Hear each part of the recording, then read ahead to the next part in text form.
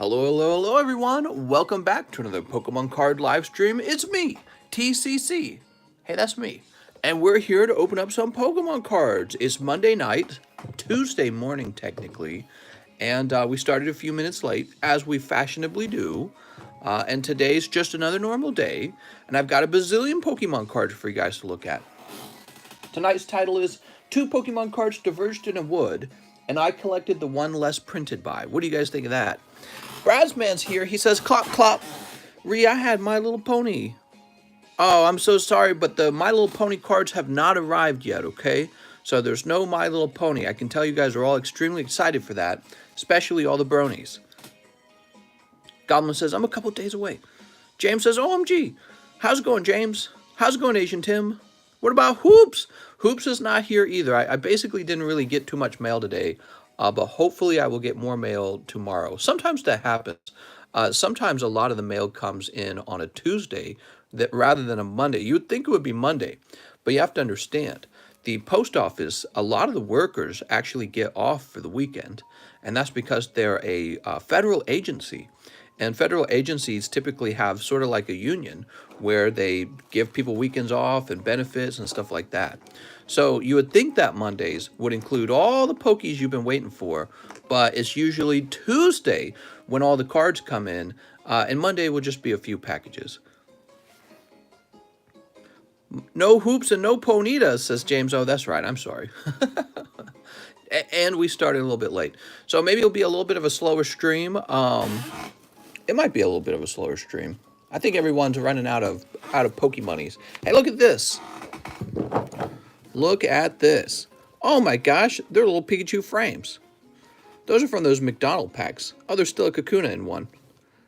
What do you guys think of that? That's pretty cute. It's kind of pointless too. I mean, you don't really need one of these, but I was thinking maybe reselling this to somebody who wants. Well, I don't know. I have no clue what I want to do with them. I'll set them to the side. You said, "What? You're signed? That's not Pinkie Pie." That's right, I'm sorry. I'm okay with no Hoops. The MLP, though? Riot! Ever Treminio, how's it going, Ever? Eddie says, "What kind of live stream is this? No Hoops?" Well, technically, Mr. Eddie, I have these 2 packs of Hoops left. However, I was going to make them available again when I can mix them in with the brand new product that arrives. Because I don't think these have a shot at like an autograph or a jersey card. So, I don't know. Maybe they have, what's his name? LeBron James Slam? Probably not. So let's set them back down on the floor. Mister, those are for you to open. NBA Poops Ponies for life. That's right. We're going to be getting NBA ponies. Sports ponies. So what's going on in your lives, guys? Games and Chill says, "That's a nice stack of frames, mister." Oh! They could have LaMelo and Edwards. They could. That's true. Texas reported 0 COVID deaths from opening up 100%. Oh, dude. It's all fake. Phony fake. They're just making up the numbers. I was hearing that there weren't that many cases of the flu last year. The flu was like much smaller than actually the number was pretty staggering. It was considerably smaller than the previous year, which led a lot of people to kind of claim that, well, the hospitals just found somebody with flu-like symptoms and claimed it was COVID because there was federal funding if your patient had medical needs related to COVID but not to the flu. So there may have been some underreporting or there may have been some overreporting. Nobody really knows. But it's interesting how this whole experience makes you question what it is you can and can't believe. I mean, people were passing away, so they were passing away from something. Only flu I have is Flu Game Jordans. That's right, Flu Games Jordan. Look at this Dark Raichu, man. Man, that's a pretty card. Dog update. Oh, we almost hit one of the dogs today. We went out to the grocery store to just buy some. It wasn't even the same dog, so let me explain. It turns out we have one more neighbor who kind of just lets their dog roam.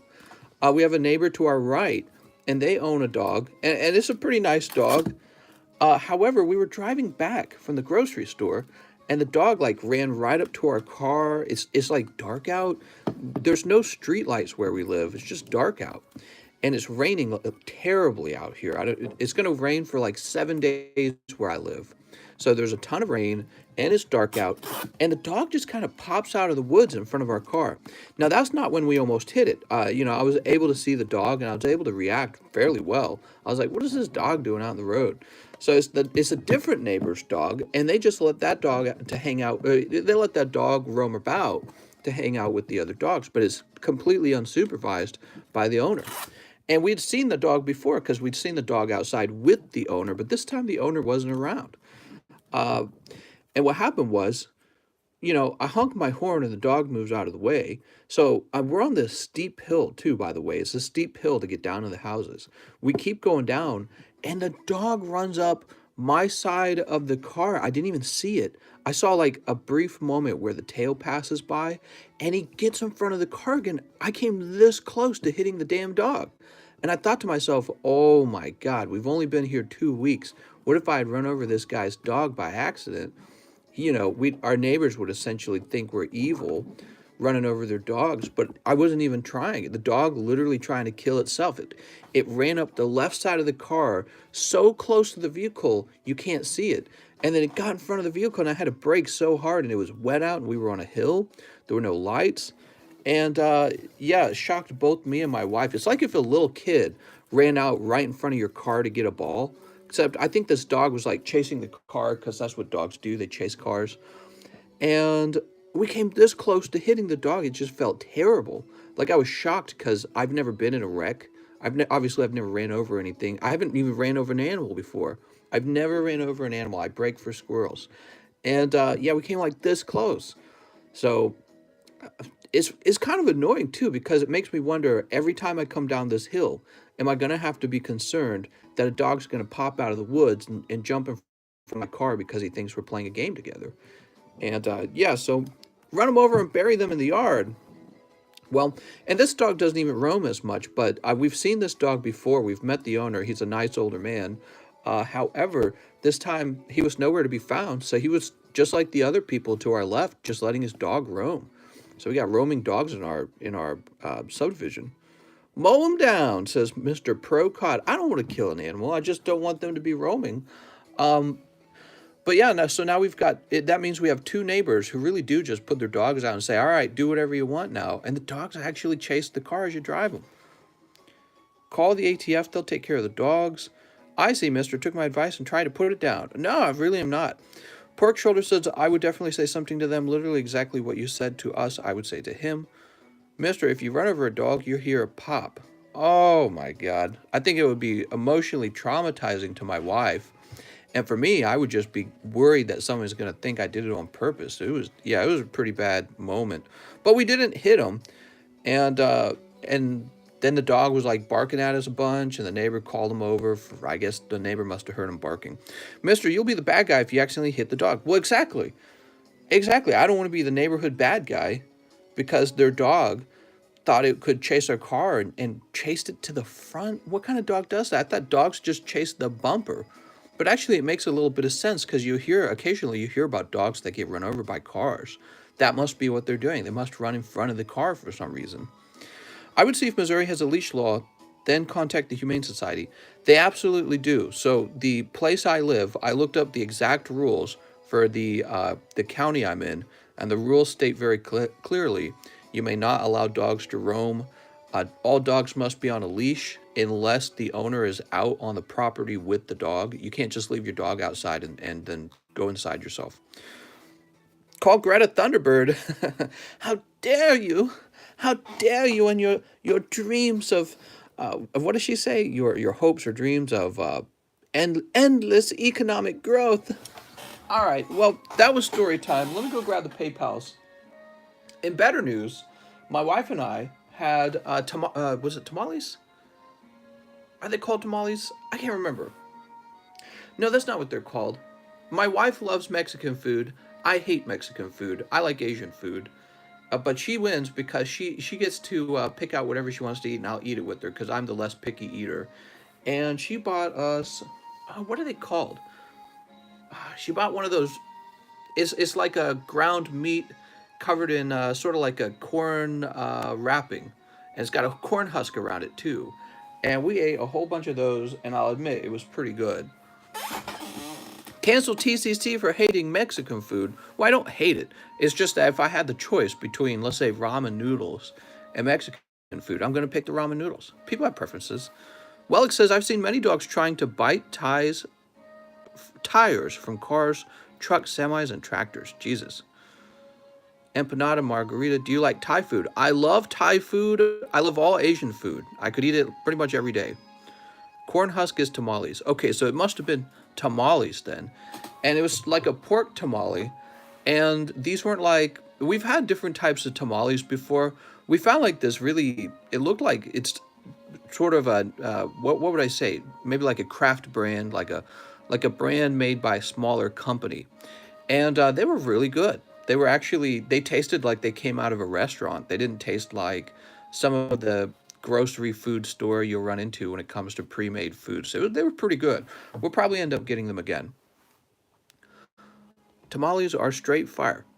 I had a dog make it almost a full rotation on a tractor tire. Oh my God, don't tell me that. Mister loves Asian food. Maybe, oh my God, he didn't say that. He was describing margaritas. I ate 2-week-old tacos. Oh no. Well, I do love a taco. So let's go ahead and open this up.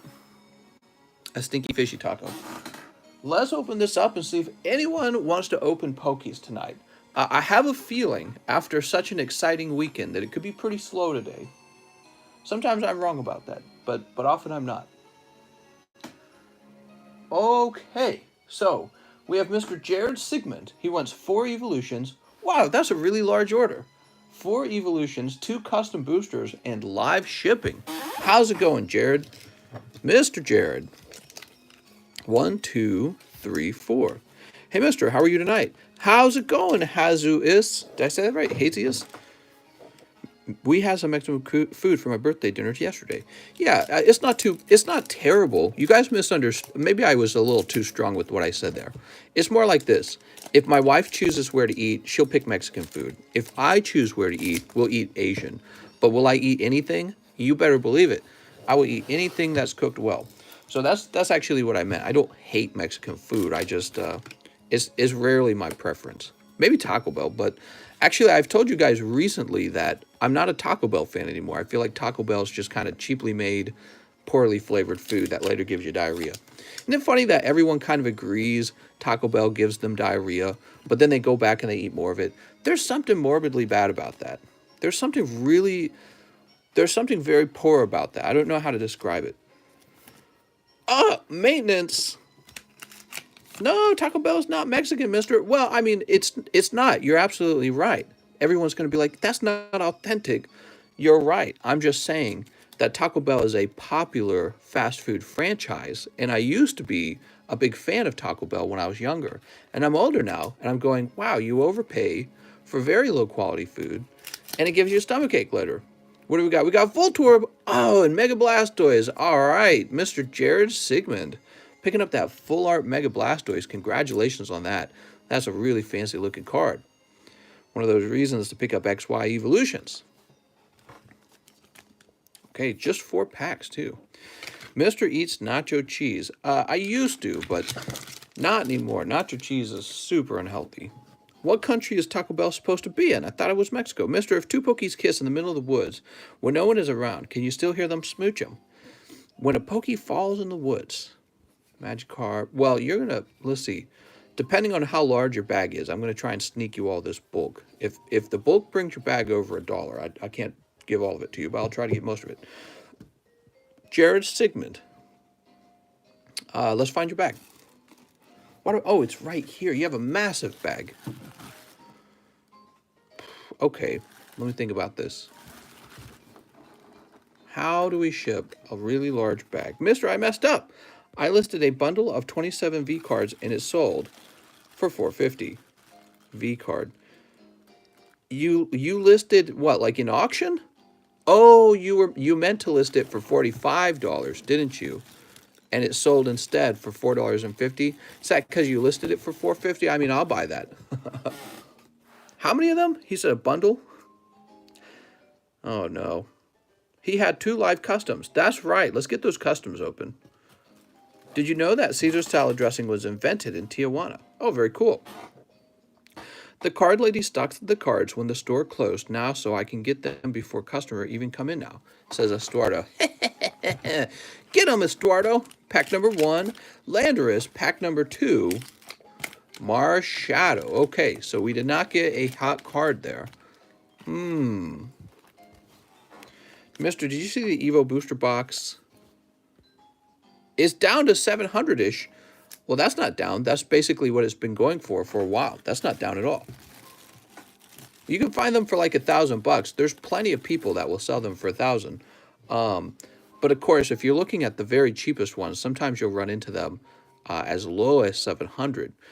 Typically, they won't stay that way for too long, but yeah. All right, no secret rares in there. No secret rares. Just double checking that. So we got this large bag. Does he have any PSA cards? Jared doesn't say he has PSA cards. It was running for 1K for a while, says Andrew Schmidt. No, I think, actually, you know what? I think you're right. I think 700 is a little lower. You know, now that I think about it, I think it was selling closer to around the 800 mark. So yeah, that is a little bit lower.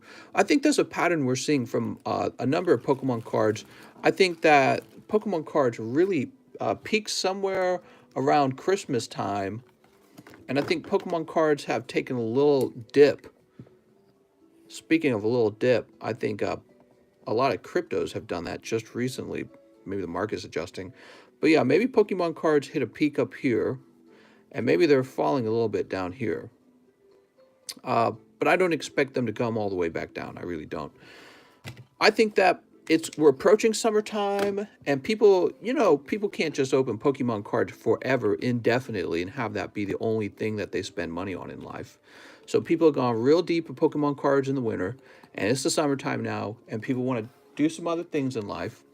And, I swear to God, I heard somebody I respect when it comes to a Pokemon card community. A long time ago, I vaguely remember him saying that he says there's a cycle to the cards where people don't open as many in the summer, and then when Christmas comes around, people open more of them.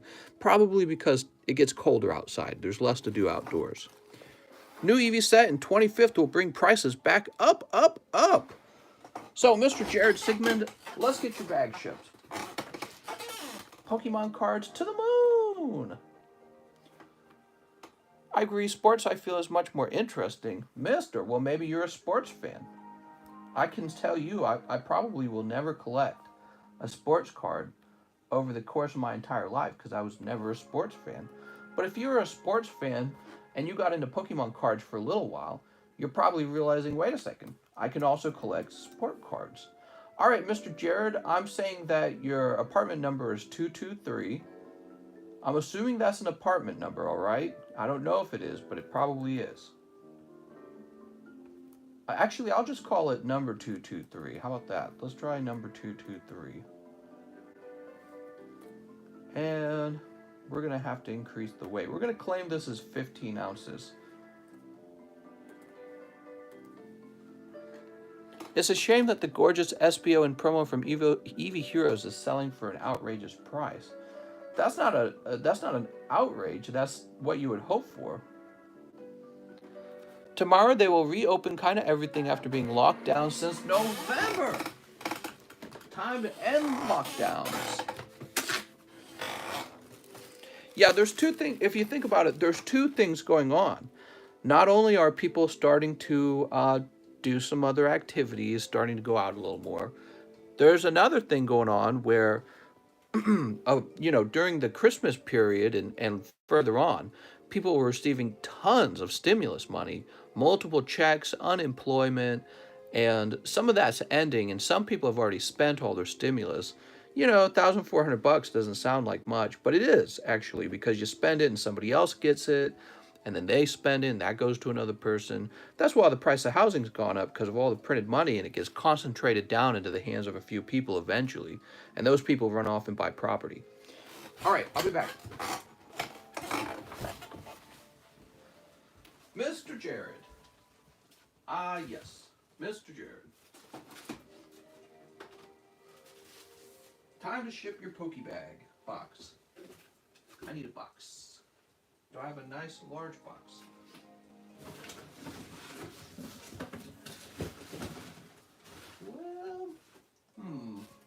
Let's use this.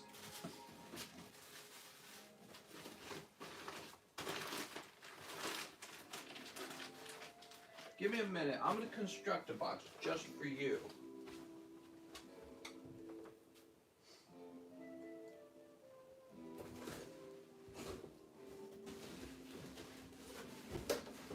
Problem is, I don't know where I keep these particular boxes since we've moved. I know where I can get new ones. I'll be back.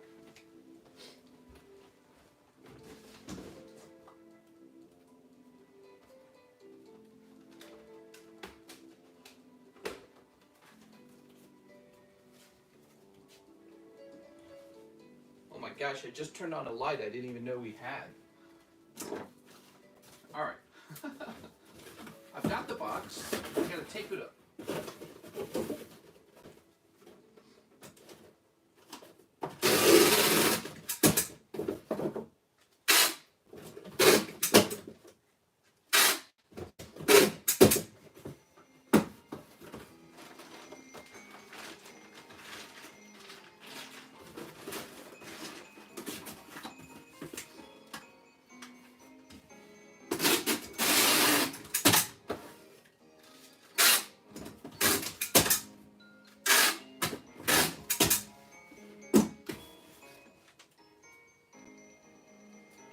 All right, Jared.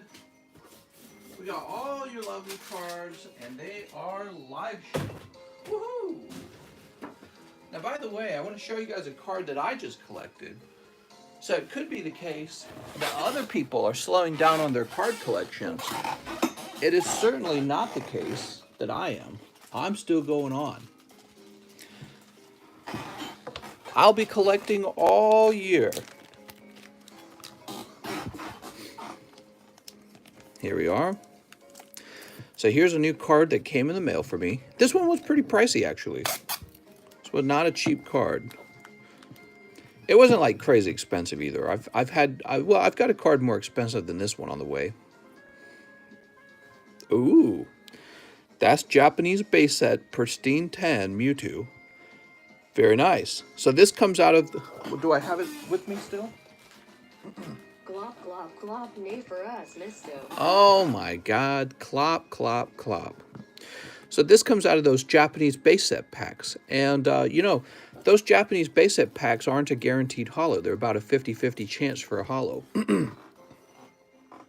And even if you do pull the holo, it's not guaranteed that the pack isn't damaged because the holo card is in the front of the pack. And then on top of that, you know, it could be off-center, actually. The Japanese cards are often off-center, which is something you don't learn till later, but they are. And CGC grades especially hard. So that one graded a 10, and I was real happy with that. So that's going to be Pristine 10 Japanese base set Mewtwo, and that one will go into my collection for now. Got any swirls on that bad boy? Did they have swirls back then? I don't know if they had swirls. I think there is one, actually. Yeah, there's one right here. Whoop. With the Japanese cards, the Japanese holos were sometimes different from the English holos, but apparently that did have swirls. Mister, I stopped by a local card shop, and guess how much they wanted for Hidden Fates ETB? What, like 250, 300 maybe? Yoshi, that's really expensive, mister. I don't know what they're going to say, but I'm going to assume it's a lot. Mr. Asian Tim would like one Shining Fates? Oh my god, you know what? I need to go get more Shining Fates.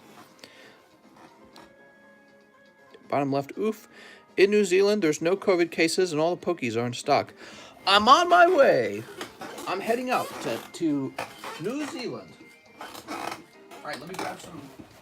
Let me tell you something. Let me grab some Shining Fates.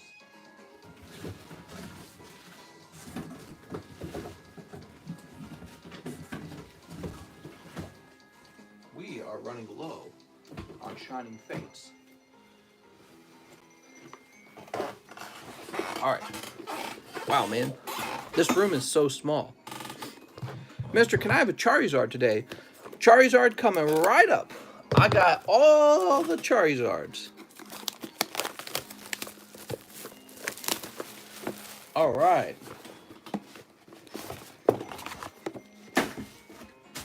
$250, yeah, it was ridiculous. The Crobat Shining Face box, They wanted 150. Jesus. Whew.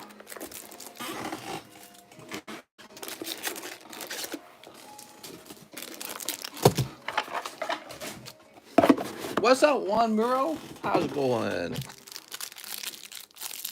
Mr. Juan Muro.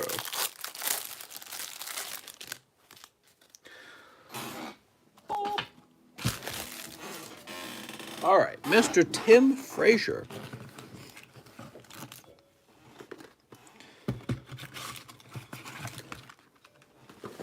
Let's see what you got. You ready?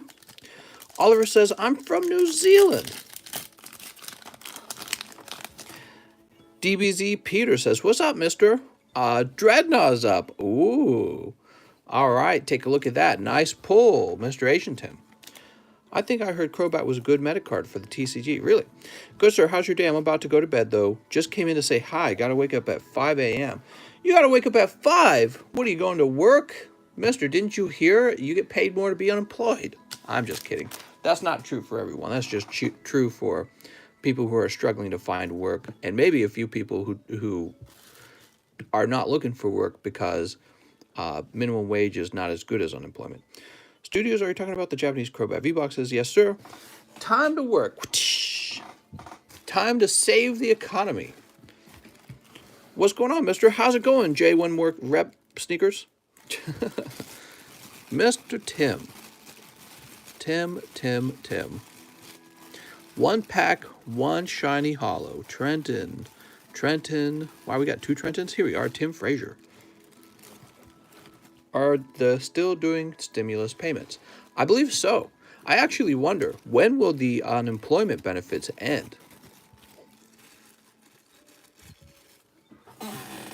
All right, so Tim Frazier's done, and we have Richard Johnson next. Richard Johnson says, I only have enough for one Vivid Voltage. I have a bag. All right, Richard Johnson, well, we're going to have to make this Vivid Voltage be a hot pack, right? Here's your pack. Cross your fingers, Mr. Richard. They're ending on September 4th. Oh, so maybe the jobs report will jump a little bit by then. But Donphin, jobs reports is a really important measure of the strength of the economy. It really is. Okay, Mr. Richard Johnson, let's go find your bag in the R box. Daddy Biden gave me money, and I bought a stove with it. Sweet! Here's Russ, Richard Johnson. Here we are.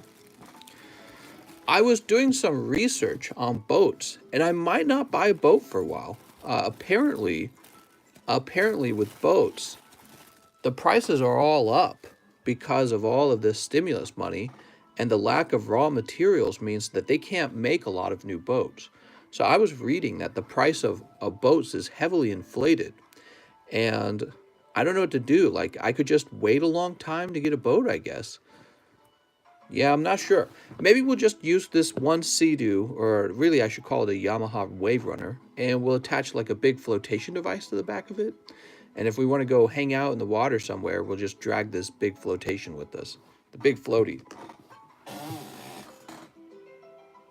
Next up, we have Isaiah Cantu, who says, type 1 if you're aggressively horny. 2 English, type 1. Where am I going to type 1? Type. He says, 2 English Lost Thunder, 2 Jet Black Spirit, please. Juicy Smooch. Smooch! Mister, sounds like you might be aggressively horny. I'm horny.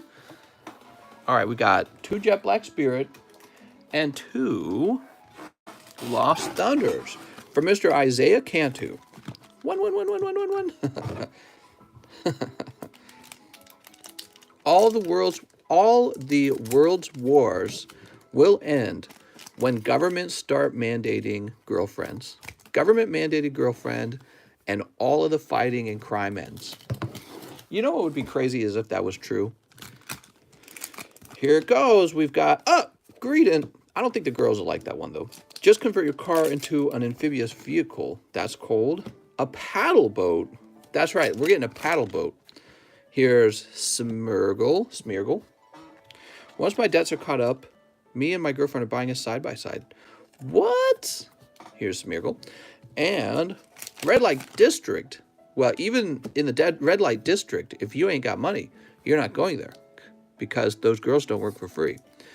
Smeargle, Merrill, and Greedon. Well, mister, that was 4 packs with no hits, but really it was 2 packs spread between 2 different sets. So it doesn't necessarily surprise me that happened. Let's go ahead and get you a pity pull. This is a team up pity pull, and if there was a hit in here, that would be amazing. You never know with these Dollar Tree packs. There are only 3 cards. Boop. It's just 3 cold cards. Is this just a pointless card? I don't want to save that if it's pointless. Actually, you know, you should keep that Charmander just because he's so cute and he's a Charmander. I don't see the harm in that. Can you say hi to me? Hi to me. Now, we didn't pull anything out of that booster, but how about a pity pull? Gyarados, I'll get you one more, mister, just because it's a slow night. I think it'll be a slow night, so we're going to be extra nice. Pinsir and Gyarados. This goes to Isaiah Cantu. These, by the way, these pity pulls are from our friend, Mr. Keith Craver, so you really got to thank him, okay? Here we go, Isaiah Cantu. Christian Moss says, hello, everyone. What's up, Christian Moss? How's it going, man? I hit a res challenge in one of those 3 packs from the dollar store. Oh, very nice. Okay. And now we're going to refresh. Did we finish the Nogala pity box? It's not finished, but his cards are now underneath Keith Craver's cards. So we won't, and Keith actually gave us a pretty sizable chunk. So we won't be getting to them for a while again. Employers giving bonuses for new employees. Now hopefully they learn to treat employees like humans and not numbers, says Casper Ghost. Casper, I have a lot to say on that subject. There's a lot of angry people who are just so mad, and they're like, well, finally the workers are winning. Finally, the employer will have to pay the employee so much money. But this is what I have to say. You're still losing. The rate of inflation is so high that you're picking up a few extra dollars per paycheck. If the employer increases your paycheck by a little bit, you've picked up a little bit of money. Meanwhile, all of the unemployment and all of the stimulus checks that the government printed will cause the inflation of goods to go up so high. Your increase in pay is essentially nothing. It's not even going to keep up with it.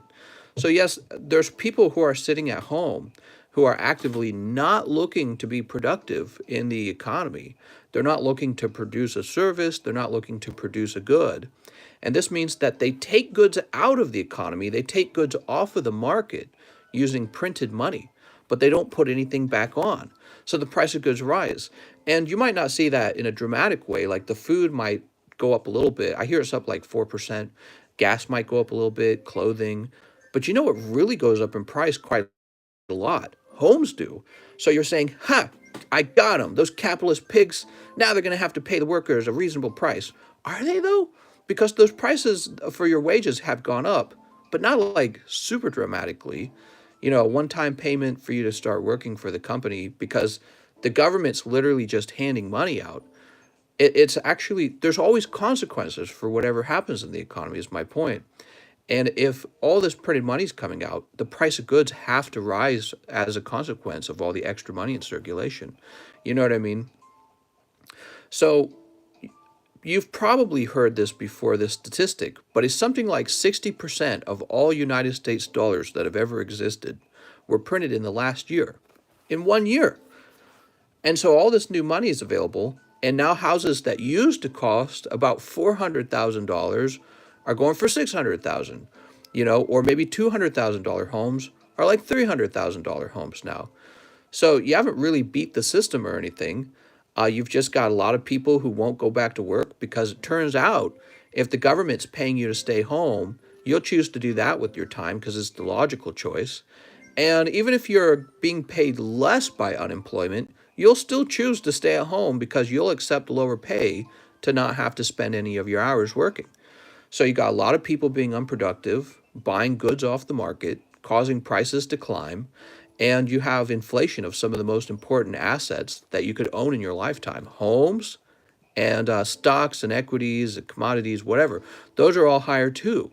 So you're like, we got those capitalist pigs. Well, the capitalist pigs, they're the ones who are invested in the stock market. And so when all the stocks jump up in price because there's so much extra money, now it's much harder for you to build a nest egg, right? The whole goal is to earn money, buy a couple $1 million of stocks over the course of your life, and then you retire on dividends. You get paid just to have your money in the stock market. Well, you're going to need more money to have the same dividends because dividends are paid out per stock and the price per stock has gone up. So you think you've won, and it's actually the other way around. You've lost significantly. It's now much harder to become wealthy. They want to increase taxes on capital gains and stuff like that. If you ever become successful in life, some of and maybe you never will. Maybe this is why some people really like the idea of higher taxes. But let's say you ever were to become successful, the capital gains tax will stop you from ever becoming as wealthy as the successful people before you who enjoyed lower taxes. So it's almost like young people clapping that their chances of becoming wealthy are much lower than their parents and their grandparents. And it's just because they don't understand some really simple things, in my opinion. Well, anyways, let's get back to opening up cards. It's a terrible thing. It's really, really terrible. Did they print 60% of the dollars because the old dollars were looking scruffy? Or they printed 60% new dollars? They printed 60% new dollars. No reason to save money because the government will mitigate any risk I have. Goblin says, Mister, you're funny. That's why we got to invest in Pokies. We'll be rich. That's right. You'll be pokey rich. As an essential employee that worked at a fast food chain all throughout the pandemic, I'm kind of pissed. Well, and Solar Sun's correct here. So Solar Sun was already employed by the fast food company, and he or she worked the whole time to get you guys food. He actually provided a service back into the economy. And now he's probably watching people get hired on at the same rate he was paid or higher the moment that they get hired. So you know how frustrating that must be to watch people who were accepting unemployment or they were accepting money to stay home, and he went out and worked. So they got to do side hustles or just lay around and play video games and get the same money. And he's working, he's giving up his time, and then he watches them get hired with the bonus, maybe for more dollarly, maybe for a higher hourly rate. Yeah, so it's insanely unfair for people who are actually paying the taxes that provide the socialism, because it doesn't come out of nowhere. All right, so let's see. Jeremy Helmstadter, he says 3 live custom boosters and 2 shining face. All right, Jeremy Helmstadter, how's it going, man? Mr. Josh says, I did get laid off. Used to work in food service, but once I got laid off, got a job instantly at UPS. Nice, man. That's a tough job. Casper says, I worked the whole pandemic. Our company didn't even shut down. Nice. Like AUS, where every second person is on middle wage, which is no more than unemployment benefit, and a lot of the country are considered the working poor. Dems like people at home. Nothing in life is free. I worked the entire time, going in 10 hours a day, 10 houses a day, to fix and install TV. Oh, you're the real MVP, Mr. Elon Musk. We got to have our TV and internet. I would have made more money staying home with an unemployment, but I didn't want to get lazy, so I kept working. Free everything. That's right. Here it goes. Jeremy Helmstadter. Custom catcher. I was watching this guy give an interview. He's kind of like well known for investing in the bonds market. And he was talking about how all this stimulus is basically a big handout for the Chinese. Too fossil. All right. And metal energy. He says, yes, it was helpful for the Chinese government because all this stuff that you're buying, it all gets produced over there. It doesn't get produced here in America. So you have a temporary, useless good. It might be like something you bought at Walmart. And a lot of things are made, even nice things are manufactured in China now. It's not just like cheap clothing and cheap shoes, but most goods get produced over there. They don't get produced here in America. So China's out there producing and exporting goods. We aren't. We're just consuming them. So we print all this money. We go into enormous debt. The value of actually very meaningful things like homes go up, which if you're not a homeowner is terrible, by the way. And then we just export tons of money to China so we can bring in more garbage goods. And listening to it it's actually kind of depressing, you know? You want your country to do well, but we don't make anything. And one of the reasons we don't make anything in America is because the minimum wage is so high. Why would you hire an American worker to do anything? You might as well just go and hire somebody in another country. So another thing that Americans need to start thinking about is we're in a competition, we're in a global competition, and clapping because our minimum wage goes up and up and up. Understand that it actually makes it harder and harder to run any kind of manufacturing company when the minimum wage is so high. And people see that as progress. It's not progress if it was done artificially. If some government came into the economy and just said, now you can't hire workers at this rate, it's actually a loss because it's not the free market that decided that price, it's the government that decided that price. Similar with all the unemployment benefits. If there were no unemployment benefits, you would just take whatever job is available. But since there's all this printed money just being handed out, you don't have to do that anymore. So it's once again, it's the government interrupting the free market. Jeremy Helmstadter with the J. All right, let's see what we got. Mr. Do you think a CGC 9 Shining Face Charizard is worth getting? Quick, buy. Well, it's up to you, mister. Do you want it that bad? What happened to Monster Hunter? What's up, Zachary Bear? How's it going, man? Well, I just moved just now, so I wasn't really able to focus on Monster Hunter because it's pretty difficult to go through a move and run 2 YouTube channels at the same time. I guess part of it is I feel kind of out of sync with that game because I've split my time between this and Monster Hunter, but then again, we went through the move and I just kind of stopped playing. So if I get back to playing, I'm going to have to get back into the swing of it, okay? Oops. Where's Jeremy? Here it is, Jeremy Helmstadter. I'm sorry, Mr. Jeremy. Wait, why am I saying up? No, you did well. For some reason, I thought you had no pulls. You got the fossil packs. I'm apologizing too fast. Zachary Bear says, oh, congratulations. Thank you, mister. We moved into a nice, big, beautiful lake house. And the week we moved, this is our second week here. And I would say we're pretty much done unpacking and the move's been made. But yeah, so that's essentially why I was not able to play on the TheCardconomist channel anymore. We were just too busy. Spandinator says, did you get a hood deal? That's right, I'm in the hood. On your new home, or are you nervous for the value of your home to drop in the future? We did not get some kind of special deal on our home. So to buy our home, we had to sit at our computer screen waiting for a new house to come on the market every single day. We did that every single day after work. We sat on our computers and we looked for new homes. And the moment this house came on the market, like within the hour it came on the market, we got an alert, we went in and we made an offer. It was like, I want to say it was like $25,000 over the asking price. And we bought it without seeing it, without going on a tour. We didn't do any inspections.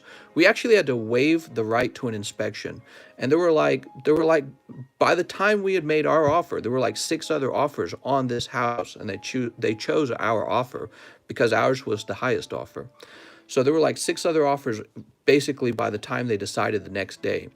And so that's what the house buying market was like. It was actually insane. My wife and I were looking at each other the whole time like, this is crazy, right? And then we finally got to see it the day we moved in. And luckily, it's a good house. So there you go. All right, so we need to get Mr. Jeremy Helmstadter 2 Shining Fates. Mr. Jeremy. Sorry about that, Jeremy. I'm talking my head off tonight, aren't I? I'm talking my head off. Here it goes. Sneep. 2 Shining Fates, Jeremy Helmstadter.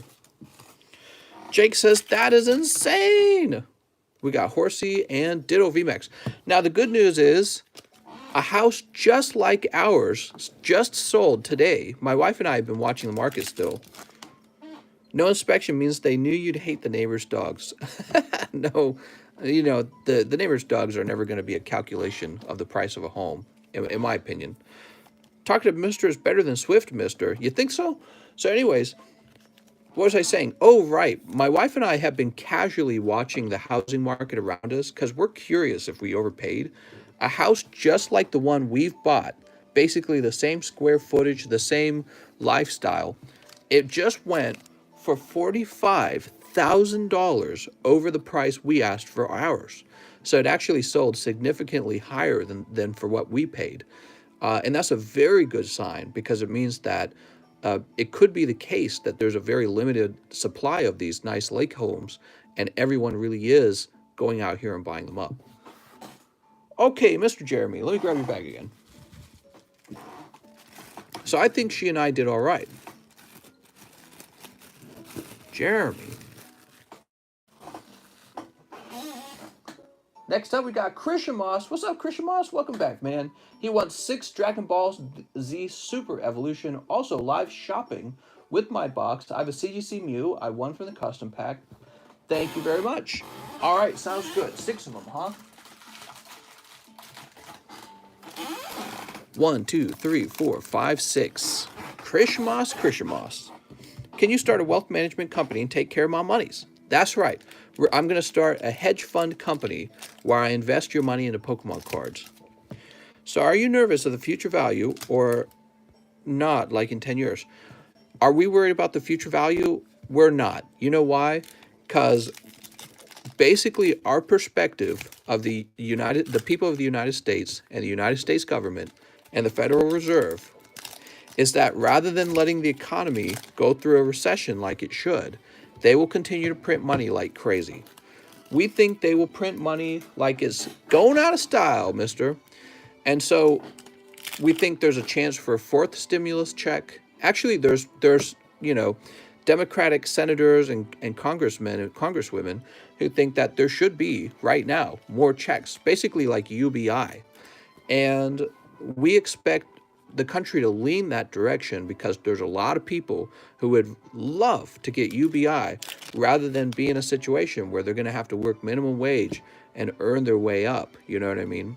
And so when something like that occurs, and anyone who's sitting on a lot of, valuable assets will be the one who wins. It won't be the people collecting UBI, and it won't be anyone who didn't spend all their money buying up assets. Son Goku, the path to power. Take a look at that. Ooh. All right. So we actually expect the price of homes to continue to rise, even after problems in the supply chain for getting like lumber and stuff like that. Even after the supply chain is fixed, we expect the price of homes to be outrageously expensive and maintain that high price precisely because everyone would probably vote for more money printing right now if it meant receiving another $1,400 check, which would be just outrageously crazy. What do we got? Oh, Vegeta the Third, lineages beginning. There you go, mister. Woo!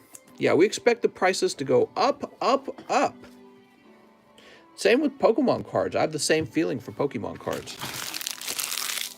I'm buying and I'm holding, buying and holding. And if the price comes down for a little while on Pokemon cards, that's a good thing because it means that I can afford to buy even more. Okay, so Christian Moss, you've got a box, right? Looked at my phone and was like, WTF? What happened? Rip and Flip says, loving it. All right, Alex. Oh, wait, why am I writing Alex? It's because I was thinking about Alex's comment. Christian Moss. So Christian Moss is ready to be live shipped. Christian Moss, I'm going to create a note to live ship you, and we will have to live ship you after the stream because you've got a bit of a more complicated package. You've got the box, you've got the slabs, and you've got the bags. So I have to assess what kind of shipping you need. Okay, Christian Moss.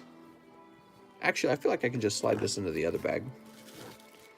Nothing happened. What? Tell me about your guys' day. I want to hear about your day.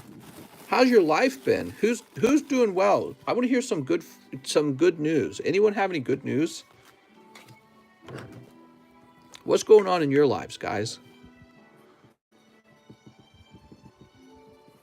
Christian Moss. Hey, mister, we have a house on mile marker 3. What mile marker are you on? I'm not sure, Mr. Clayton. I would have to look that up. All right, Christian Moss. Finally caught up at work and online training, so I have time off at home. It was my birthday yesterday, and I hung out with my dad. Oh, nice, man. He's got box plus slabs. Izumari? Izumari says, I slept for half the day. Today I applied to the local Amazon warehouse. Oh, nice.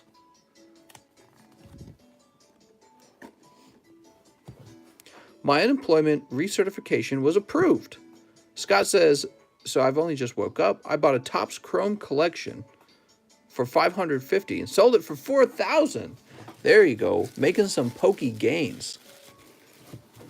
What are you doing, mister? You're supposed to hold it forever.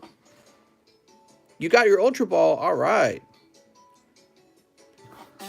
So let's see, after Christian Moss, we have Tammy Lowe. Holy moly, Tammy's got a big order. Tammy says, slow night, most funsies then. Oh, more funsies then. 5 live customs, 10 Sun and Moon base, and 10 vivid. Oh no. Let's see what we got here. 5 live customs. Pack number 1, up. 8 Silverlance. Pack number 2, number 3, number 4, and number 5. Oh, you're just shy, Tammy. Oh no, the Topps pack was next. Uh-oh. Well, let's grab this Silver Lance real fast. Oh, no. Maybe we'll get something crazy out of the Silver Lance.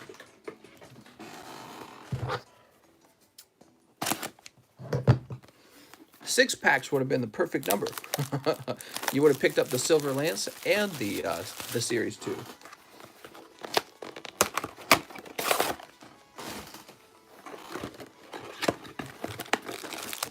One, 2, 3, 4, 5, 6, 7, and 8.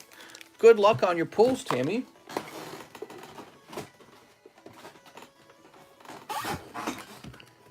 So we'll start with this, and then we'll pick up the rest of your order. Next person to order it alive is in luck. That's right. If anyone is ordered alive. I don't know. Sometimes we go through moments when nobody orders alive for a while. Yeah, it's definitely a slow night tonight. We had a pretty busy weekend. And this is the Monday after that weekend. You ready? I think I might spend a little extra time making content if we have, like, smaller live streams. 2. I adopted a lone Yoshi. Oh, it's Calyrex. Look at that. He was just chilling on the shelf looking all sad. This time of the year is stupid busy for me and work, but finally through the busy stuff. Nice, man. So there's Calyrex. Can we get a secret rare? Here's, Calyrex. It's hard to find deals on eBay. It's like everyone's actually getting smarter at Pokemon. Yeah, I know exactly what you're talking about. It is getting harder to find a deal. All right, so just the 2 pulls from Silver Lance. Well, before we feel too bad for you, let's go ahead and take a look at your other pulls, because you might get insanely lucky on those. I literally adopted a lone male gecko. What? And named him Yoshi. I'm going to be the best I've ever gone. What? Got myself a job. Oh, I'm doing the best I've ever done. Got myself a job, but they call me into work every day instead of rostering me. Nice. 1, 2, 3, 4, 5, 6, 7, 8, 9, 10. Let's see where this leads. Here goes. Why, hello there, mister. What's up, dude number 2? How's it going, man? Sneep. 1, 2, 3, 4, 5, 6, 7, 8. I'm saving all my money for My Little Pony. Well, hopefully My Little Pony's in tomorrow. Toss this over here. Boop. All right, let's see what we got. We've got Makohita and Incineroar. Have you ever opened a base set first edition pack English Pokemon? I've never done that, although I could have. But I chose to have it graded instead. And so I'll have a graded pack of first edition base set returning eventually. Somebody buy a large custom. Let's get this thing rolling. I've been investing all my money into crypto. Oh man, crypto. What if it crashes again? That's what nobody's expecting. Here's Golbat. They're all saying buy, buy, buy, buy, buy on the cryptos. What if right now, when everyone's buying back in, it crashes again? Oh, no. I've been reporting them to YouTube. It crashes, but more. That's right.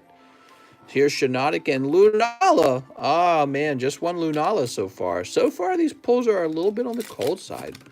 And Meowth. Okay, so that's definitely a cold round of Sun and Moon base set.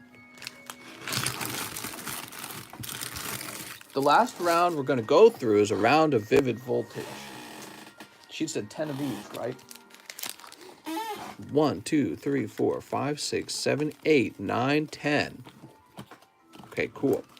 YouTube allows people to make the worst names. China owns everything, and what they don't own, they will destroy, says ProCod.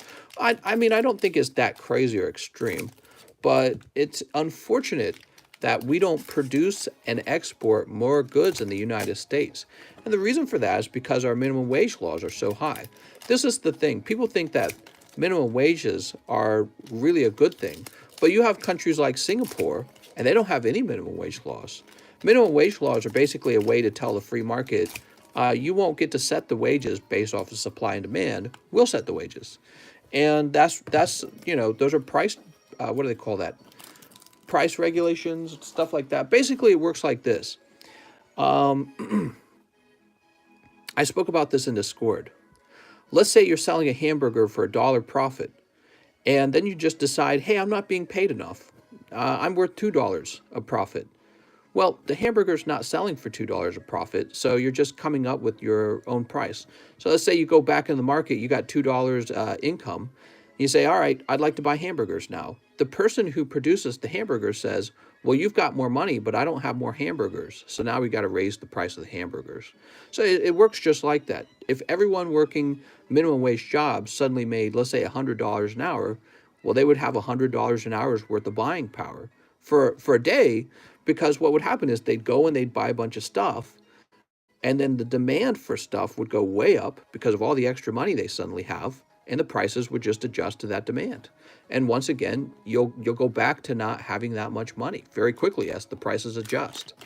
So imposing a minimum wage never makes you wealthy. What makes you wealthy is when you find a way to sell the same hamburger for $2 a profit. That makes you wealthy. Typically, what you have to do is make it more desirable, or you have to find a way to produce it cheaper. All right, we got Amazing Rare Raikou. So if you can produce hamburgers faster in the same period of time, then you would have more money and more wealth. Or if you work more hours is another way. So you could give up more of your time to spend more time selling hamburgers. That's kind of like what I do over here. So I give up more of my time working, and this gives me a little extra income. You know what I mean? I'm working overtime. Ooh, reverse hollow Eevee. So you can work more hours, you can become more productive, you can innovate and make the best hamburger that's ever been made. Those are all legitimate ways to increase your income. But one way you can't increase income is to just decide, you know what, now I'm worth $2 of profit per hamburger because I said so. That just doesn't work. So it's kind of like, you know, if you're going to increase minimum wage to $15 an hour, why don't you just increase it to $30 an hour? I mean, that would be nice. Then you could live even better. So there's a relationship between minimum wage and the price of goods. And people don't want to admit that. They say, no, that's not true. We can just raise minimum wage. We can just print money. There's no side effect. There's no consequence. That's just not true. It's just not true. You know, because in the end, the money just facilitates the trade of two things, right? That's all the money does. It's just being used to facilitate a trade. And if you're going to trade me hamburgers for a home, and I know the profit margin on a hamburger and I know the value of a home pretty well, you can't just walk up to me and say, well, now you have to accept fewer hamburgers in our trade for that home. I'm going to say, no, that's not going to happen. Oh, I get paid a higher minimum wage now. That's nice. Well, now the price of my home's higher because I know that the money's less valuable because you made it less valuable. You've devalued the currency. So people think that they can do that. And it sounds great to them, almost probably precisely, because they don't really know very much about money. They don't understand the way money works. All right. So, Tammy, you had a tough round, I'd say. You picked up that Raikou. The Raikou was pretty nice. We're gonna take care of you, Miss Tammy. We need to pay people less. Well, it's not that we need to pay people less, but we need to make it so that there are no minimum wage laws. Okay, so first of all, you're gonna pick up a pack of Steam Siege. Here goes. There should be no minimum wage laws. And it's crazy to have that sound as if that's a radical idea, but it's not. There should be no minimum wage laws, and people should just compete to open up companies and hire workers, and then those workers should voluntarily choose between where they want to work. All right, so there's a Veltal break, and let's get you a few more hot ones. Let's see. You're going to pick up a Boltund, and you're going to pick up a few more cards, Tammy. Raichu, Onyx, and Crobat. All thanks to Mr. Keith. Now, what'll happen if we can lower minimum wages? What would happen is, well, not lower them, but I mean make it so that people can work at any wages. All kinds of jobs will open up. There will suddenly be jobs that once in the past, it didn't make sense to hire anyone for the job because of the minimum wage laws. Now there will be all kinds of jobs hiring at maybe $7 an hour, $6 an hour, whatever it is. And people who in the past couldn't find work will be able to find more work because now there's so many new jobs that have been taken off of the market because they simply don't pay enough. Like this. If I had to pay somebody right now $15 an hour to help me with the cards, I definitely wouldn't hire them because the cards don't make enough money to justify that. So I can't hire anyone at $15 an hour. It just wouldn't be justified. But let's say I could hire somebody on at maybe $8 an hour. Then I would justify it. I'd say, yeah, you can come open cards with me if you want. And maybe there would be some kid out there who goes, well, I don't really need the income, but I'll do the work because it's fun. It's interesting. I learn about how to sell cards so I could run my own card shop one day. And I could use the side cash. So all kinds of jobs like that would become available. And all of a sudden, people would become more productive. So we would get more cards sold. Maybe we would be selling cards to people outside of the United States that would be exporting. But I can't do that without being able to find somebody to work for less than 15, because again, the price of the cards just don't justify hiring people on at a really high rate. I can't hire on at $15 an hour. I can't provide health care for you. So it's a job that's available if you wanted a little side cash, but it's not really available if you wanted to get rich off of it. So those jobs go away because the government says, sorry, we only allow jobs that you can buy a house with. You know what I mean? And that's price controls. That's not a good thing. A big thing about that job numbers was all the moms who are now stuck at home with kids. Oh, so so Mr. Pokejohn, he's talking about how the jobs report does not even reveal how many people stopped looking for a job, basically. So a lot of people aren't even looking anymore. They're just gone. So we don't count them anymore. Oh, they don't count. They're not even looking for jobs. All right, let's see. Yeah, it's pretty bad. All right, we're refreshing, and what do we got? I'm on unemployment and not looking at all, says Brad. Brad! What would be the ideal job for you, Brad? What would you like to do if you could do anything at all? Next up, we got Benjamin Garcia. He says, Mr. 2 Lost Thunder and 1 Max Gold. You got it, 2 Lost Thunders. This is for Benjamin Garcia. 1, 2. I'll open cards for you for 1 Rainbow Pikachu. I think there'd be people who would take a little side job, doing little card jobs, even if it didn't pay an amazing price. But part of being able to get any job you want is how much can the employer risk on you.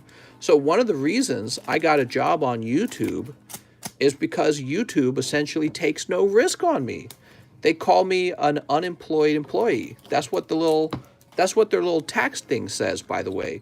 It doesn't say that exactly. It had some other business-like term, but it called me an employee that's not employed, essentially. That's what they title me as. Wow, both of those were cold. You pick up the Naganadel.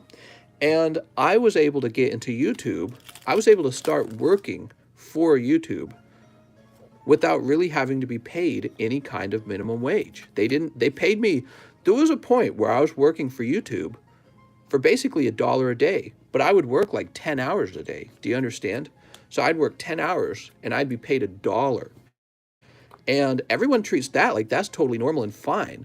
But if you were to suggest that maybe the minimum wage laws actually make it impossible to offer more jobs in the economy, everyone would lose their mind. They'd be like, you can't pay people below this minimum wage. That'd be terrible. But here I am today, very successful, and I'm on YouTube, of all places, a very cool job, because I was able to come in here and work for $1 an hour and learn how to work for YouTube. And that's how most jobs should be.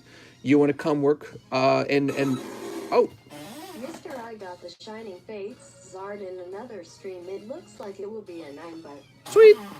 still felt amazing though. Sounds good, mister. I make over double what I was earning before, and I don't do anything, says Brad. Nice, man. Well, I mean, again, that's why a lot of people are choosing not to look for jobs, because the unemployment benefits, which are just made up. They just say, how much should we offer? We should just offer this much. It's not really based on profits at all, right? So the government doesn't say, Brad should be paid this much on unemployment because of this calculation based on our income. They just say, well, what's the right amount? And they go, I think it's this amount. Because they're government bureaucrats. They don't have to earn the money. They just spend the money. Okay, so they're completely, let's say they're sort of disconnected from having to run a business, having to turn a profit that pays for the unemployment, having to make a profit. They're completely disconnected from that. So they can just say, we'll give Brad this much, and it doesn't matter after that.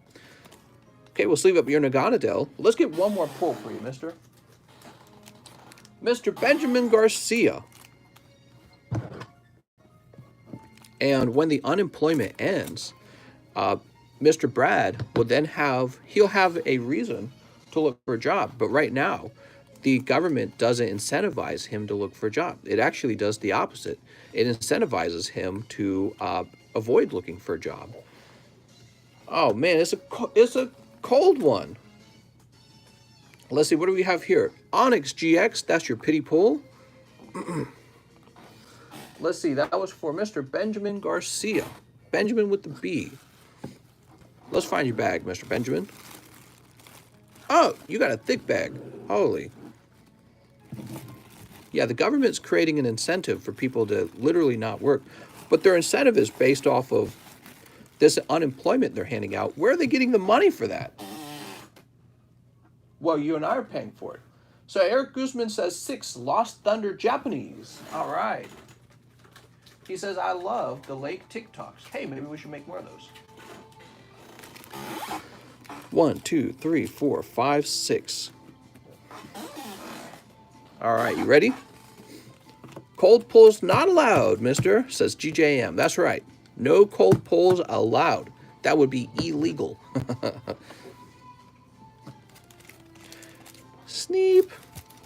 Estuardo says they should only give food stamps. Well, I mean, I kind of agree with the unemployment because we went through a pandemic. However, it should just be for the pandemic, right? So once we can say that, all right, we're vaccinated, the pandemic's essentially over, those unemployment benefits should come to an end so we can get back to becoming productive again. Remember, all this money has to come from somewhere. It has to be produced. So you have to have products made and services made and innovations made. You know what I mean?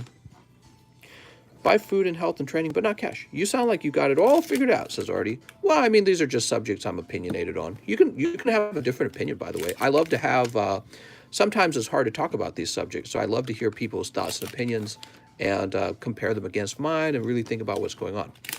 Oh, and Ampharos. Oh, mister.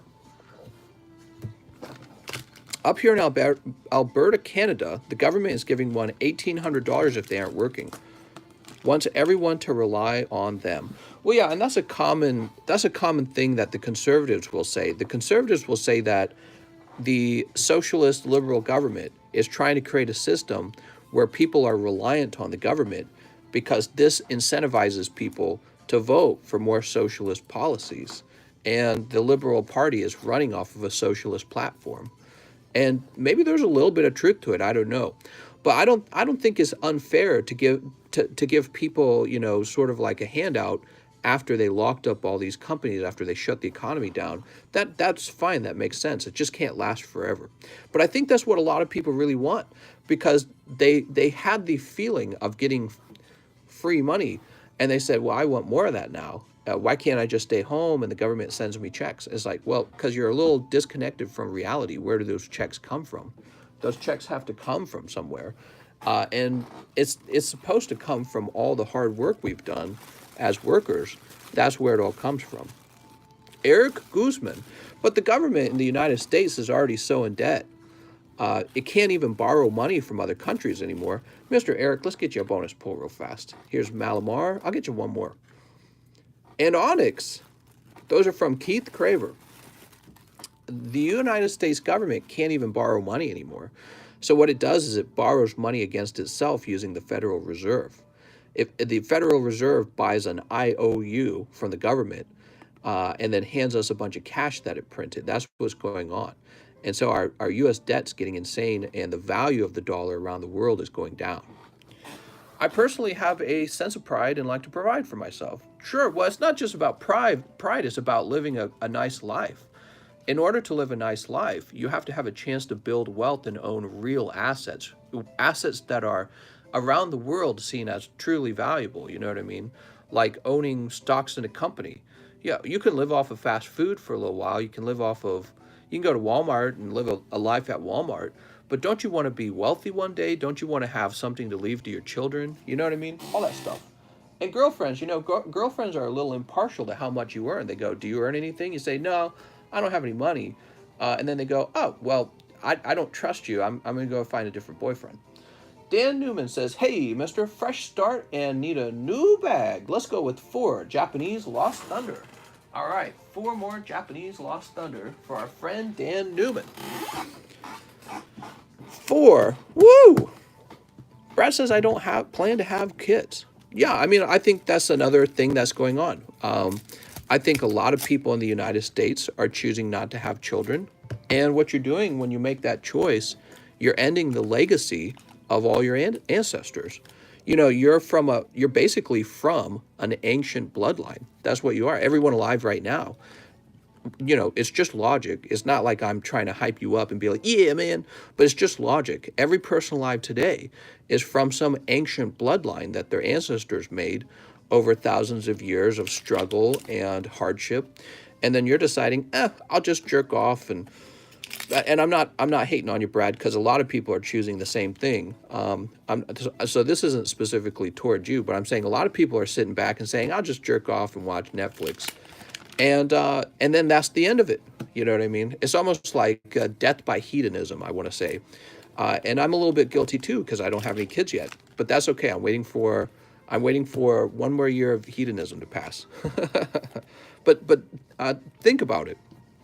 Your greatest motivator in life probably ought to be your own a family of your own that carries on your bloodline, your heritage, and you pass your wealth down to your children and say, hey, I left a better world for you behind. When people are, especially when large groups of people are stopping and saying, yeah, we're not going to have any kids, we're just going to watch Netflix and die, then you get basically like what Europe's going through right now. Europe's and Japan as well. Japan, nobody's having children in Japan at all.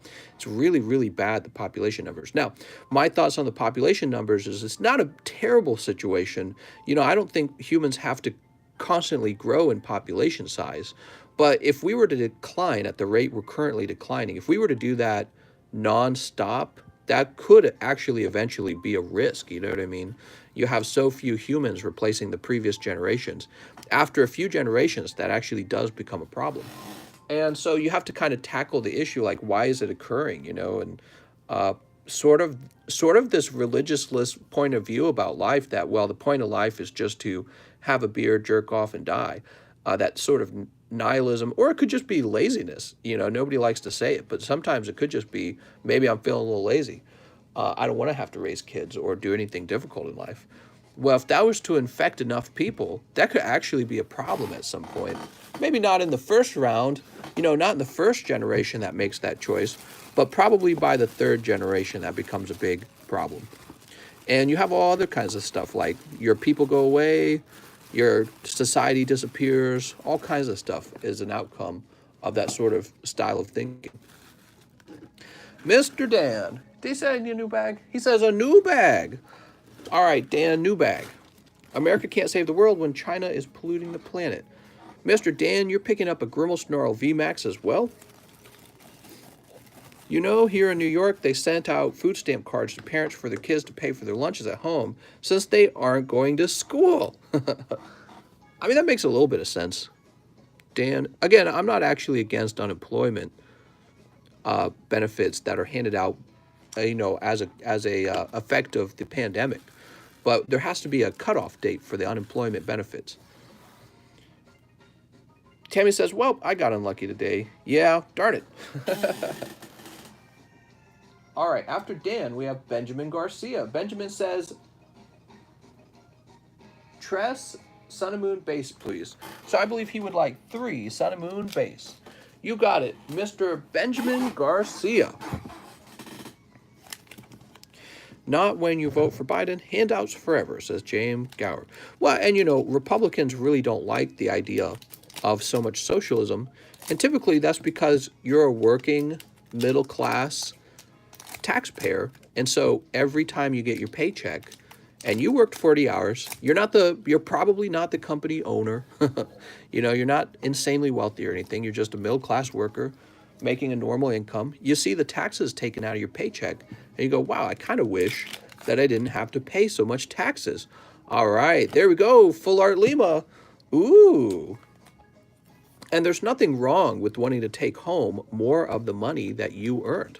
You clocked in, you went to work. Why should you have to give all of that away, so much of it?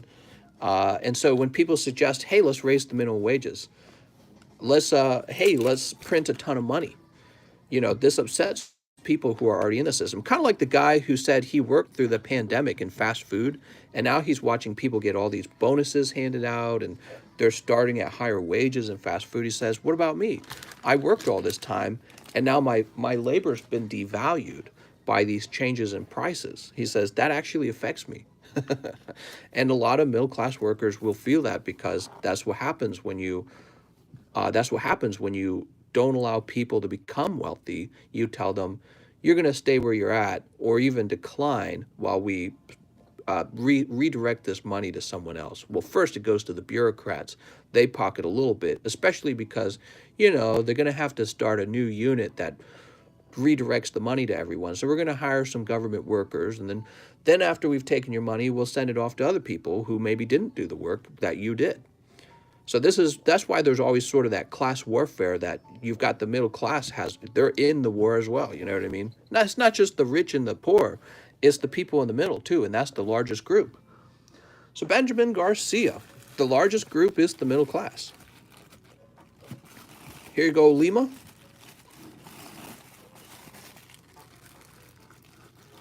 All right, after Benjamin, we have Daniel Coronado. He says, 1, Vivid Voltage. Mister, let's get a fresh box. Don't work a minimum wage job. I never have and I never will. Yeah, well, I don't mind minimum wage jobs or anything like that. My first job, I worked at Target, so I didn't get paid very much to work at Target. But I also understood what I was doing at Target wasn't very complicated. You know what I mean? So if your job is very simple, why are you expecting to get paid a lot for it, if you have a very simple job? And what you ought to be doing is working on getting into a complicated job. You should be working on getting into a complicated job. And you do those simple jobs just for a little while. You do them when you're young or when you're coming out of retirement because you're lonely, which, by the way, there was a lot of that at Target. All right, Mr. Daniel, he said he was going for the snipe. Sorry, Daniel, not this time. People come out of retirement and they get another job like Target to supplement their income, but also because they get lonely. They get lonely in retirement. Maybe their wife passes or their husband passes and they're at home all alone, just getting old. It's pretty depressing to think about. So they'll get a job at Target, working a low minimum wage, but just to be around others, and just to feel like they're useful. Complicated like strippers. They make a lot of money. Well, strippers are doing a really tough job if you think about it. If you want to make stripper money, then you better go get in shape and you better be ready to shake that booty while people sort of degrade you and society kind of points at you and says, ew, a stripper. Although I don't say that. I want you guys to know that. I go, oh, cool, a stripper. So anyways, but yeah, if you're right, stripping's not necessarily completely complicated, but there's very few sex workers because it's a stigmatized job.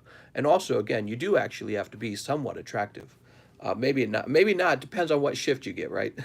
And where you're working. If you're not working the Las Vegas Strip at night, maybe maybe out in the middle of nowhere like I am right now.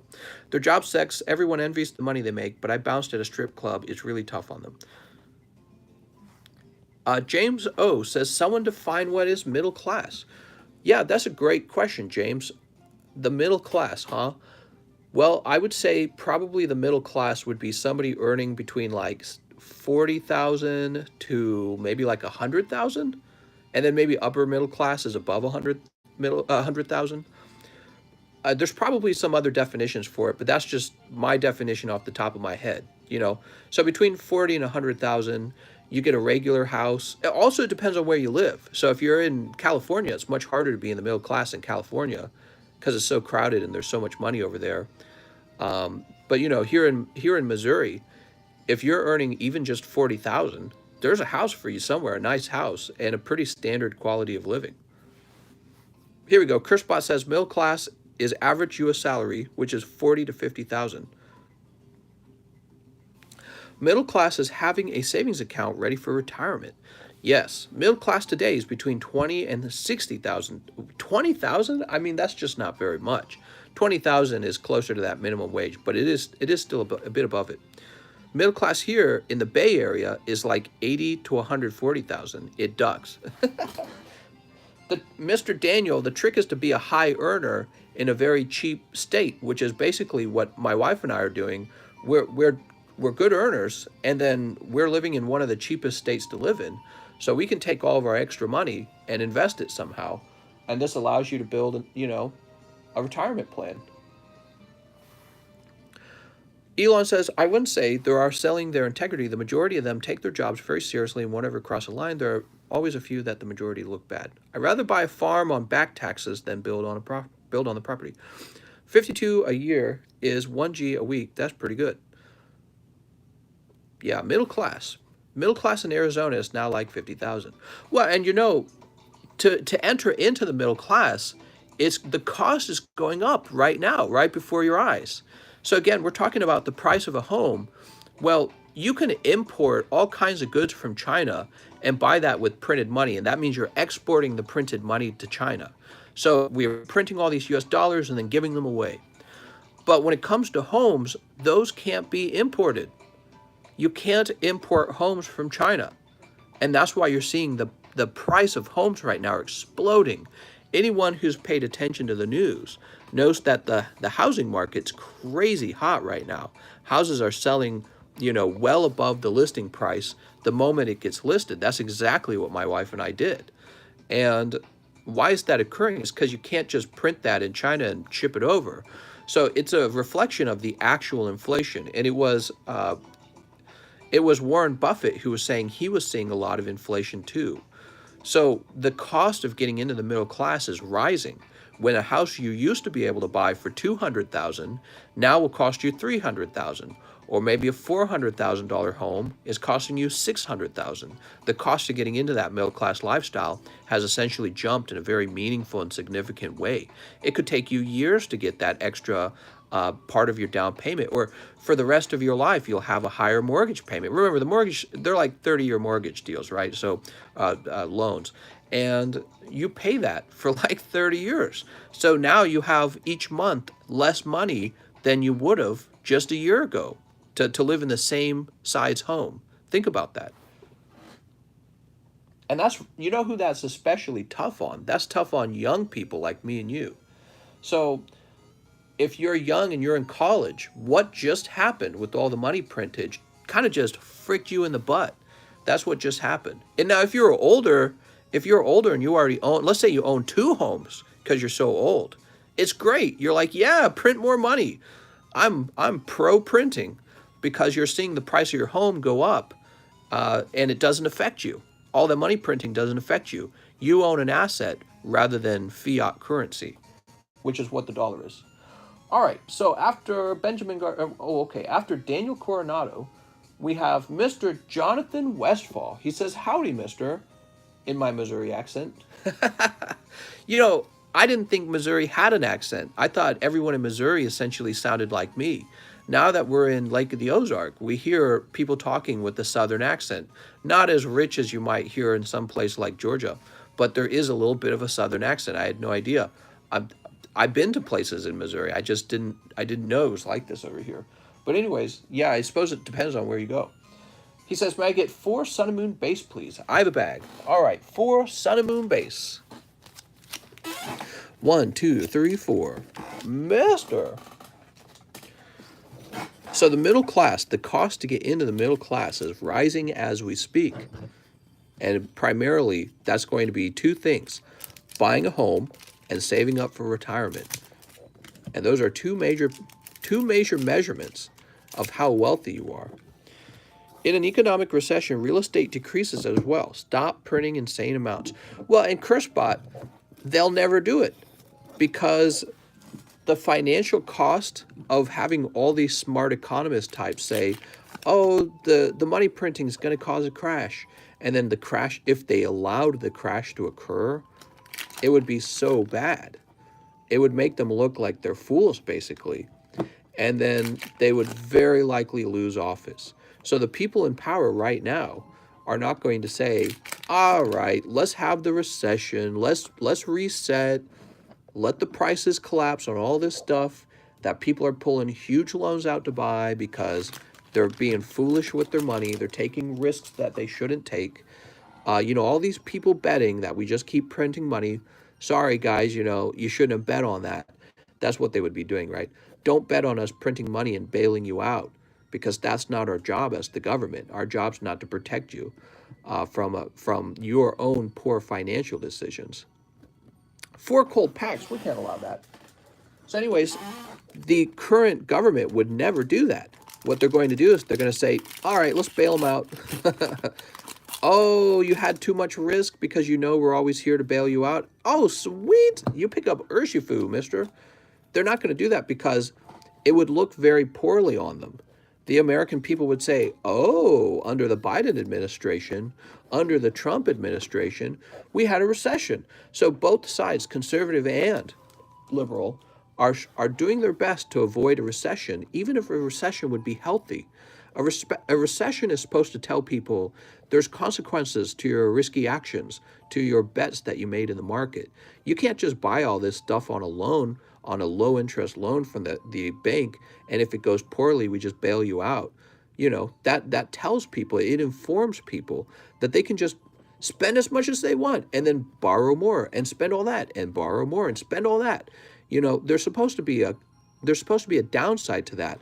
And the downside is, if you've borrowed all this money and the value of money rises and the interest rates rise, you get screwed from all the borrowed money. But they don't have to suffer those consequences. The government just keeps protecting them in order to stop the economy from falling apart. And this creates a bubble, a real bubble, not like a Poke bubble, right? People, Pokemon cards are in a bubble. Pokemon cards can be overpriced, but they're not leveraged. People don't borrow money to buy cards. Well, maybe a credit card, but they don't borrow like $100,000 to buy a Pokemon card. In the stock market, you could have real bubbles, like in crypto, you could have a bubble. In, maybe just regular stocks like Microsoft and Google, those could be way overpriced. It's not even based off the dividends. It's just based off the amount of money that's available to everyone. Okay, Jonathan Westfall, let's find your bag. So we should go through a recession right now. Here we go, Jonathan Westfall. Maybe we should have gone through one during the Trump presidency. He was also printing money. He was also borrowing money at like crazy rates. He was increasing the government debt. But that's because he was determined to not have a recession. And so will the Joe Biden administration. They'll be determined not have one too. But recessions are normal. They're healthy. The recession kind of like tests who did a good and bad job with their money. And it wrecks people who made poor decisions, and people who were making safe decisions with their money are rewarded. However, those people who are making safe decisions are punished in an economy where the interest rates are near zero or even negative, like they are in Europe, which is just insane to think about. You actually have a negative interest rate on borrowing money. Or basically this means that the government's telling you you have to make a financial loan to someone or you'll be punished for holding on to those dollars or whatever euros. That's actually really crazy. All right, let's go ahead and refresh. So people who make smart, careful decisions with their money, people who save their capital and say, I'm going to save up some money and I'm going to make a careful loan of it to somebody else, or I'm going to invest it very carefully. You know, people who are like that, they're being punished right now because that's not the economy we live in. All right, here we are. Gregory Morin. He says, one, Shining Fates. Is it possible to get 2 Zards in one day? Let's see. Mr. Gregory. One, Shining Fates. Are you ready? And it is. Choodle. Oh my gosh. One reverse hollow Choodle. If you close your eyes, if you kind of close your eyes and stare at it from far away so that it's blurry, he looks a little bit like Charizard. Maybe not. Maybe not. All right, here we are. More like corporations. Young people are basically already slaves. Slaves to corporations unless they are smart lucky enough to escape the rat race. Well, I mean, even our parents and our grandparents were not smart enough to escape the rat race. You know what I mean? Like the rat race, if you want to just represent it by people filling jobs like cogs in a machine, that's something that's been going on for all human history. If you really want to become wealthy, it's more possible now in history to become wealthy than at any other time in history. You know what I mean? We don't have like a caste system. We don't have a serf system. We don't have any of that. There's no slavery has basically been eliminated from all first world countries. It still exists in some really poor places in the world, but not over here.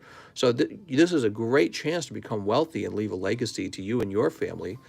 But you have to provide some sort of innovation for people. You have to solve a problem for somebody. Like everyone hates Jeff Bezos. They hate him. He's so rich. Oh, it's immoral. He's so rich. And then you turn around and you go shopping on Amazon like an idiot. Okay, so everyone could make Jeff Bezos today. You could make him poor instantly. Just stop shopping at Amazon. But you won't because you want the cheapest price. You want the cheapest and most convenient price. So he's offering a service that it turns out everybody wants. And that's why he's rich. And that's a great way to, that's a great system because you get something and he gets something. You get jobs and cheap goods, he gets to become wealthy. So that's why capitalism has worked so well for so long. He's providing something to you that didn't exist before. And you want to get wealthy like Jeff Bezos, you have to do the same thing. You got to go out and be like, all right, there's no taco restaurant within this block that I live in. Now there is a taco restaurant where I live. And all of a sudden, people who are living around you can go to your taco establishment and buy tacos when in the past there was no taco establishment. So now their quality of life has gone up. So that's why it works so well. The innovation is what creates all the money. But if you're just putting bread on the shelf at Walmart, there's no innovation of that at all. You can do it if you want to be gainfully employed. So if all you want to do is put bread on the shelf at Walmart, then go do that. But if you want to make money, you have to do something that society's never seen before. It's all about doing something new or providing a service that wasn't there anymore, like the taco establishment I just mentioned. You know, you have to go, who needs something? And you say, all right, I'm going to offer it for you. That's really the trick. Jeff Bezos started a taco stand? That's right. I knew it. Sort of, something like that. Or you can open a ramen shop, and then I'll come and eat at your ramen shop because I do like ramen. That's how he got so rich. I knew it. As I stocked my stuff working at Walmart, lol, thanks, mister. Well, again, that's the exact same job I did. So if you're at Walmart putting things on the shelf, excuse me, that's the exact same job I had at Target. And eventually I did that for Sam's Club. So if you've worked at Target stocking shelves, I've worked at Sam's Club stocking shelves. We've done the same job. But eventually I started doing different kinds of work. So when you're young, you've got a lot of time and you don't have a lot of skills or money. So you just take any job. You might just be unloading trucks. That was the main job I did when I was young. Now I'm older. I've developed some skills like video editing, live streaming. I used to know a little bit about software engineering, but man, I haven't done any of that since I graduated. So it's like it's all kind of starting to get blurry. I understand it, but it's like I haven't worked on any of it. But I developed job skills and now I provide some sort of thing to the market. You know what I mean? And so that's what your goal is. You start out working maybe like at Walmart stocking shelves, but you eventually move on to your own business.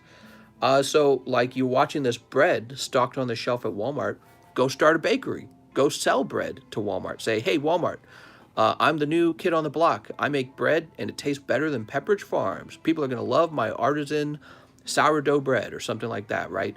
And people do want artisan sourdough bread. You go to Walmart and it's all the same crappy bunny bread that people have been eating for the last like 80 years, and it's terrible. Have you guys ever noticed that? Bunny bread, unless you're just making a peanut butter and jelly sandwich, bunny bread's disgusting. Everyone's tired of it. They all want to eat Panera Bread Company or Starbucks, where it's all artisan sort of food. And it's not that artisan, it's just better. So it's got like a rich crust and more complex flavor and better texture, right? So go make some fancy ass bread and you're at home, come up with your own recipe, and then go start some sort of bread company. And once you have some customers and you're starting to expand, tap Walmart on the shoulder and be like, hey, we're your local bread company. And you don't have to just tap Walmart, tap all your local groceries. Say, we're your local bread company. We make artisan bread. It's better than bunny bread. And we will sell it to you at this price. All of a sudden, you got a successful bakery and you're rich now. And that's very possible to do here in the United States. It's very easy to start a business and become wealthy in the United States. It's still that way today, but that'll change over time with things like high minimum wage laws. Because when you're a fledgling company, you don't have a lot of high paying positions. You just got small positions. You don't make money like Jeff Bezos makes money. You're not huge. You don't benefit from economies of scale yet. Jeff Bezos benefits from economies of scale. You don't. So you can't afford to pay out huge payments to workers. You can't do healthcare benefits yet. You're small, but you're competing with the big guy. You're saying, hey, we're coming in the market, and we're gonna take some of your business away because we're gonna innovate, and that's how it's supposed to work. That's why competition is good for the consumer. But with all kinds of government regulation, it's harder to do that. It's harder to get in. And it's almost as if the government regulations protect Amazon. That seems interesting. Almost like Amazon lobbies the government for laws. What kind of laws do you think that Amazon's lobbying for? What kind of laws do you think these giant corporations are lobbying for? Have you guys ever paid attention to that? It's the kind of stuff that ends up protecting them from you, the small business owner and the competitor. The bread market is probably pretty competitive. Well, unironically, maybe it is. Maybe it is unironically. But you go to Walmart and you go to a local grocery store, and the selection's so poor. And then you hear about like France, right? And they've got tons of artisan bread and artisan wine and artisan cheese. Why can't we have that here? Let's just make it. You know what I mean? But nobody's waking up in the morning and saying, I'll be the guy who provides the artisan bread. Nobody's doing that when they wake up. They're just saying, oh, where do I get a job? Oh, let's raise the price I get paid. You're just signing up to work for some other guy. And he's not making artisan bread because he has no need to. He's just hiring you to make bunny bread. You know what I mean? So there's opportunity out there to start your own business, and there's opportunity to compete with larger companies and become wealthy. But everyone's more concerned about who's going to provide them a job and how do we force that person to pay more. You know what I mean? The problem is once you ship it from France, it gets stale in transit. Yeah, that's a good point, actually. You're probably right. I think it's hard to import artisan bread from France. All right, guys. Well, it is a pretty slow night, like I suggested earlier. There are no more orders, and I think what we'll do is we are going to go ahead and wrap up early. I'm really enjoying our conversation, but I'll take the early end time to the live stream as an opportunity to get some other work done. Okay, so we're going to wrap up here, and I will see you guys on tomorrow night. Okay, so I want to thank you all for watching, and I'll see you guys next time.